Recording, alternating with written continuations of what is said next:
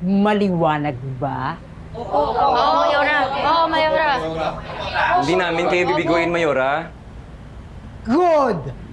Good! Kung ganon, ciao! Ingat po, Mayora. Ingat po. Oh, ano naman si Mayora? Nung ano ang gagawin natin? Babalikan mo tayo ni Mayora. Ganito ipatawag ninyo ang buong barangay. Kailangan na mag-meeting tayo dito at kailangan nilang malaman kung anong sinabi ni Mayora. Kailangan mag-text kayo, mag-text... Ang ako, carry ka na po. Grabe naman si Mayora. Pahirap, hindi pa nakontento sa video. Nga, sa sobrang ganda, parang hindi tuloy naniwala. Hindi naman masyado maganda. Sapat lang. Bakit ba naman kasi ginanda mo, Whitey? Dapat pinakita mo na lang. Sim!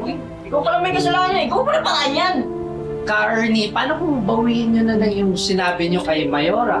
Tapos sabihin nyo na lang na bibiguin nyo siya para hindi na lang siya umasa. Ernie, bakit ba kasi nangako kayo kay Mayor eh? Sim! Kayo naman pala may kasalanan eh. Gawin nyo na paraan yan. Kasi tahimik na kayo. Nakakagulo lang kayo dito. Sandali. Huwag kayong magtalo-talo, Gusto ko kayong lahat makasama sa proyektong ito. Natatawagin nating Sing Beautification Project. Bibigyan ko kayo ng 3 araw para makabuo ng konsepto na mapakilala ang ating barangay sa buong Pilipinas bilang barangay na masaya, mapayapa at nagkakaisa kagaya ng gusto ni Mayora. Ano, game kayo? Okay yan? Kaya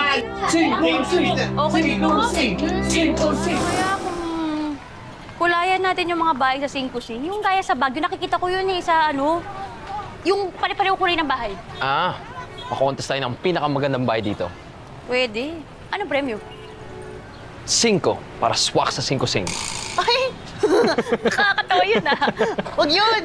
Ang saya niyo Kahit yung mga kasama niyo kanina, nagagawa pang mag-joke. Kung tutuusin, parang threat yung sinabi ni Mayora Ganun ba talaga kayo dito? Oo naman. Ang mentality namin dito, hindi problema ang problema kapag nasusolusyonan mo pa. Tsaka kaya kami nag-survive kasi positive kami dito. Yung mga problema, di kami naglulupasay dyan.